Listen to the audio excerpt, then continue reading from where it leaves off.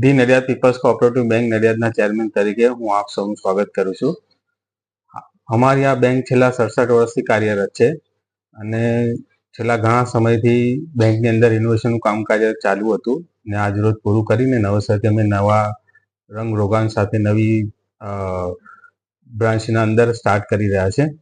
તો આપ સૌ મિત્રોનો હું ખૂબ ખૂબ આભાર માનું છું અને સર્વે સભાસદ મિત્રો તથા અમારા ખાતેદારો લોન ધારકોનો પણ હું ખૂબ ખૂબ આભાર માનું છું.